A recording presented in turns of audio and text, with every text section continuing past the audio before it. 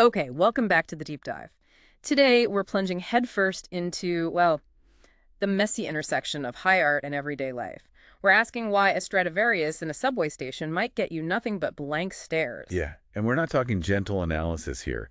The piece we're digging into describes itself almost like a stretched-out drug trip full of black humor. Right. It talks about hitting you with a literary chainsaw and using the quiet groan of your own embarrassment as background music. So if you're still listening, you're either brave or maybe just in the right place for this.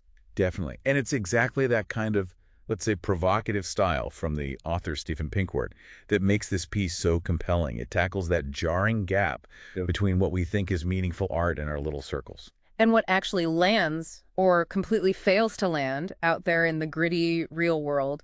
Pinkwart calls it a literary mugging with a Stradivarius. It's quite the image. It really is. And it sets up the core of his argument perfectly. So our mission today, if you choose to accept it, is to unpack a specific, rather uncomfortable real-life event Pinkwart uses.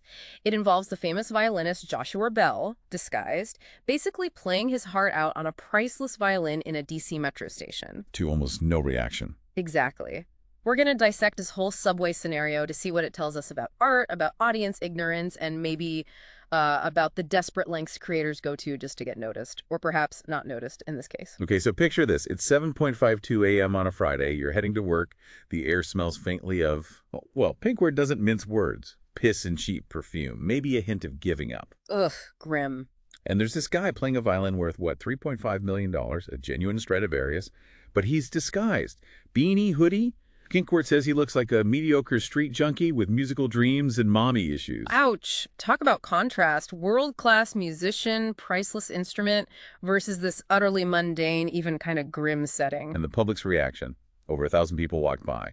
1,070, I think the article says. And he made, don't tell me, $32.17. $32.17. Pinkwart speculates most of it probably came from a kid who just felt sorry for him, or maybe mistook him for someone else entirely. Oh, man. There was also that anecdote about someone recognizing him from, was it a zombie movie set in a subway? Yeah, Subway, I think. Yeah. Which just adds another layer of absurdity, right? The complete misinterpretation. So Pinkwart frames this as a kind of humiliation. It forces that question, does anyone actually care about quality, about high art, when they're just trying to get through their day, when basic needs are screaming louder? It really hits on that idea, doesn't it? That maybe no one values what's free or what doesn't scream its value from the rooftops. Attention seems to go to the loudest noise, the biggest price tag, the flashiest Instagram post. Not necessarily the most profound thing. Bell's virtuosity in that context was basically invisible because it wasn't packaged right. It didn't have the velvet ropes and the fancy concert hall. Makes you think, doesn't it? Yeah. Especially if you're putting your own creative stuff out there for free. And that brings us right to Pinkwart's challenge to, as he lovingly calls us, the tone-deaf wannabes out there. Us creators. Uh-oh. Here it comes. He asks, pretty bluntly, why do we usually only share our work with people we know are going to love it? You know, mom, your best friend, the regulars at the open mic night who clap for literally anything. Well, it's comfortable, isn't it? You get the validation, the likes, the feeling that, yeah, you're actually good at this. It's a nice little bubble. Exactly. Yeah. But Pinkwart argues those comfortable bubbles stop us from ever really finding out if our work has real impact, if it can actually land outside of that echo chamber. He says we need to perform for the wrong audience. The wrong audience. Okay, what does he mean by wrong? Not just people who might not like it. No, he pushes it further. It's not just about the fear of no applause or yawns.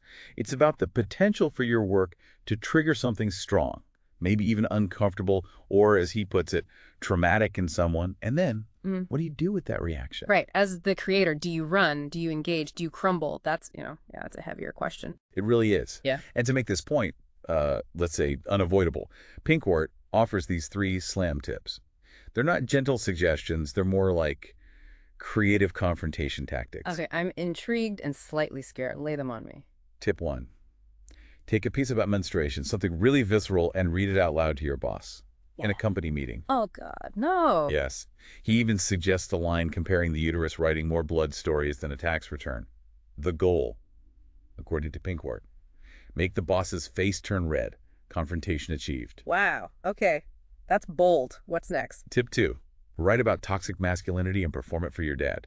Specifically, the kind of dad who, told you feelings were for weaklings. Ooh, hitting close to home for some, I bet. Probably.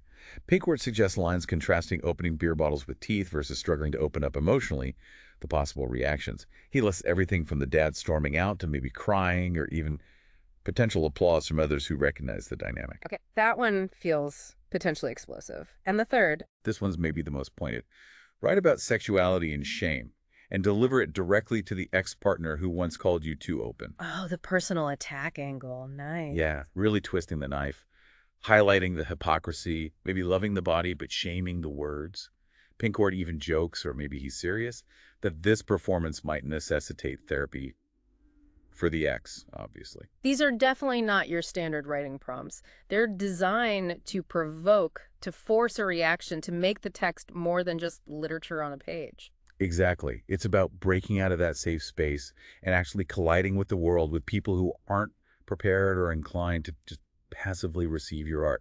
Get out of the ivory tower, get your hands dirty. So going back to Joshua Bell, Pinkwart sees him in this experiment not just as a failed street musician, but as something else, like an anti-messiah. Yeah, it's a fascinating take. He argues Bell wasn't just testing the audience, he was testing himself. Testing his inherent worth beyond the fame, the applause, the context of the concert hall. So the idea is he almost wanted to fail in that traditional sense, to find out if he was still something, even when stripped bare of all external validation. That's quite a psychological deep dive in itself. It is. And Pinkwart immediately throws that question back at us, the readers, the creators. What is your work worth if nobody knows your name? What happens to your precious creation when it hits an audience that's indifferent or even hostile? It's the uncomfortable truth many artists probably try very hard not to think about. Right. But Pinkwart says, don't run from that failure, that rejection. Embrace it. He calls failure the stage, the mirror. And, he calls the audience an asshole. Charming. But I get the point. Use the friction. Use the discomfort. Exactly. Use it. Be like Bell, willing to put yourself in that vulnerable, potentially embarrassing spot. Or, as Pinkwart colorfully puts it, go even further, like a slam god with a death wish and a mic up his A. Okay, the imagery is certainly vivid. He's not advocating for politeness here. Not at all. Yeah. Which leads to another interesting comparison he makes to a bad porn scene. Wait, what? How does that connect? His point is that impactful work doesn't need to be polished, perfect, or elegant. Like maybe amateur porn, it might be technically flawed, badly lit, whatever. But it delivers something raw, something visceral. Ah, okay. So forget the perfect production values. What people crave is the blood, the punchlines, the truth, the pain wrapped in wit, as he says. Precisely. And that raw honesty often emerges most powerfully, he argues, when you perform in places where people aren't expecting it, where they aren't predisposed to listen politely. So enough with the inspirational Pinterest quotes about vulnerability? Seems like it. Pinkwart is basically yelling, enough already! He pitches his book, Poetry Master, not as some gentle guide, but as something designed to kick you. Well, he lists several body parts. Balls, pride, brain. Sounds delightful. He calls it a punch full of metaphors and an instruction manual for people who'd rather puke naked on stage than write one more boring poem about vulnerability. That's a direct quote. Okay, message received. It's not about writing better in the conventional sense. Nope. It's about writing more dangerously.